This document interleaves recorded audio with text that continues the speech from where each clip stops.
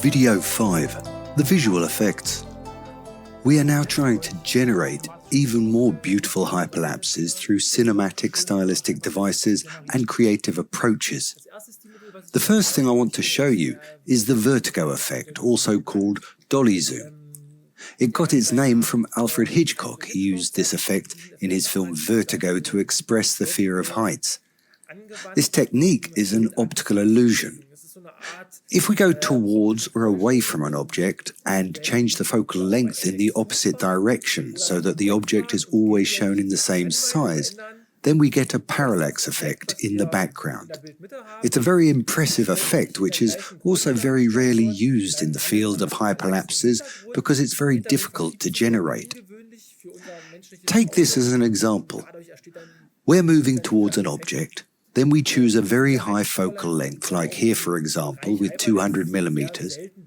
We move towards the object and open our focal length from image to image. That means when we are at the end of our hyperlapse, we should be at 20 or 15 millimeters. We then open our focal length at equal intervals and the distance to the object decreases. When we stabilize this with the techniques we have learned here in this course, we get the effect you can see here. The technique, as already mentioned, makes our object appear much stronger, and the dynamics of the image are also much stronger. It's definitely an effect that works extremely well, but it also requires a lot of planning and a lot of time to create. A little tip from my side, if you want to create such a vertigo effect. For this effect, you have to prepare a lot. That means you have to walk along the path that you want to use for the shot. You have to know how many pictures you want to take, how many lenses you have to change during this hyperlapse, because the lenses usually don't have a zoom range of 20 to 200 millimeters. That means you probably have to change them during the shot, and that needs some preparation. Like I said, think about how many frames you'll use, how long the distance will be, and maybe mark it if it's possible. Try to get your bearings by natural markings, and then you can create this effect very well with all the knowledge we already have. The second visual effect I would now like to bring you closer to is day to night. This is an effect that, as I have mentioned earlier in the post-production, can be created with the tool Holy Grail in LR time-lapse.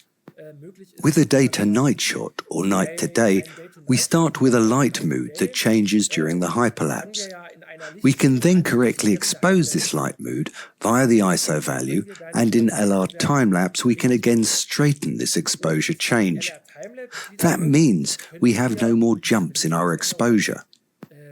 LR time-lapse uses the metadata to make very clean adjustments, and so we get the flickering out which we get by increasing the ISO values. As an example, with this hyperlapse, we started at about 8 p.m. and shot the hyperlapse for about an hour and a half. I worked with ISO 50 for the first image, and for the night shots I worked with an ISO value of around 3200, and so the image was very well exposed in every light situation, and we did this adjustment in LR time-lapse, as already mentioned. I can recommend you that. Very nice. The third visual effect is called orbit or orbit lapse. This is also a common hyperlapse method, but most of them are not accurate enough. I've rarely seen very good orbit lapses because people probably don't take enough time for them. With an orbit lapse, it's very difficult to orientate oneself on natural markings on the ground because very rarely stones, joints or other things are arranged in a circle on the ground. Therefore, we need our helpful little tool, the rope. This is then tied around our object, for example. With this, we can then draw and mark an exact radius around our object. You'll profit from this accuracy and get a very clean orbit lapse. In this case, I worked with about 150 images and walked around this column and always used a step length as a measurement. With the orbit lapse, as with the other hyperlapse variants, it's very important to bring the roll axis under control so that our object in the middle is also really clear and we can get those unsightly jerks out. As I said, the orbit lapse is a very nice variation.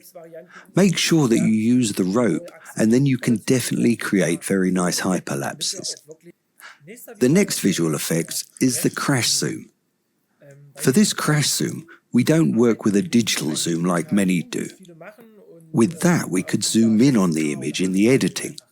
But in this crash zoom, we work with a lens change, which of course gives us a much more precise and high-quality images than with the digital zoom. During this hyperlapse, I took 50 pictures per shot. We started with 16mm and a length of 50 pictures. When we were done, we changed the lens and made the second hyperlapse with 200mm. Again, we worked with a length of 50 frames. For the third shot, we added 16mm again and took another 50 frames. I always tried to change the lens in the same interval time. So now I had 150 pictures, 6 seconds. Now I could make a transition between the shots in post-production with a very simple crash zoom on my material. This method is of course much cleaner and nicer than a digital zoom. What you have to keep in mind with this variation is that you have to try to change the objectives at the same speed as the interval time is.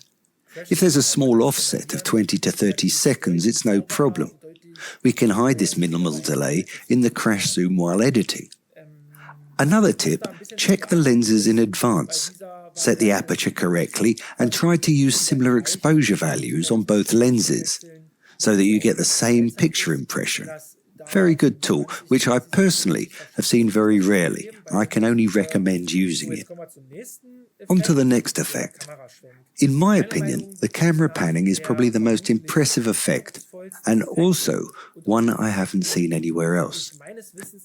This is really an exclusive effect that no one has ever done before, and I think you can definitely create very strong and impressive hyperlapses with it. The effect is not just that overused yet. The camera panning is actually quite simple. We use the internal possibilities that the camera offers us, the double zoom. We move the zoom range after each picture either to the left, to the right, up or down. The zoom area is shifted by the same value in each image, and this results in movement. The movement can go in any direction you want during the hyperlapse, and you can get even more dynamic in the picture, which makes your hyperlapse even more impressive. In this case, here I moved the camera sideways to the object and aimed at the object in the lower left area of my display. In this case, it was the clock, and after each picture, I moved with my focus area on the display a bit further to the right and upwards. So now we have a line that runs across our display, which is an imaginary line, what creates this camera panning. That's definitely one of the strongest effects of this course for me, because it hasn't been used so far. Most of the time, such a camera panning was then applied digitally, similar to the crash zoom. I've never seen a camera panning shot like this before, and of course, this results in many new creative approaches. Camera pans up and down, or even lateral pans. You can let your creativity run wild. I'm definitely curious what you will do with it. One more tip. When panning the camera, you have to work with a bit more interval time because we have the problem that we get another source of error by adjusting the zoom range on the camera display, and you should concentrate on using the same value there and that the fixed point in our picture is always clearly targeted. The last effect I would like to show you is the portal shot or portal effect. There, you combine two different light situations from a hyperlapse with a small portal. Of course, you can combine this with another effect. It can also be a flash frame or a hard cut. You can try out a lot. I've now made a portal in this case, what I tracked in After Effects with the 3D camera tracker. That's how I connected these two hyperlapses. How did I do it exactly? I based this monument on the fountain. It had very good markings. I took about 150 pictures there during the day and the same again at night, and so I was able to connect these two hyperlapses together through this little portal. It has this endless loop character, which is very nice for this hyperlapse. It's definitely a very nice effect, which also isn't used that often. A little tip from me. If you want to generate a portal and not a hard cut, you should definitely let the two hyperlapses overlap a bit. That way, you still have image feed for the part that takes place in this portal. I've also done that in this example here. Additionally, I worked with freeze frames. This is all a bit postponed to make it work like this. That's a little tip, that you can let the hyperlapses overlap a little bit, and so you have lining, and so you can choose where you want to have this cut and hard cut, portal, or whatever you want to insert. We're now at the end of the course. I hope you got a really deep insight into the topic of hyperlapse. I had lots of fun. I'm glad you were here. You can submit your work under the hashtag HyperHyperlapse. I'm definitely very curious what you will do with all this knowledge, and now I can only say, let's go and take care.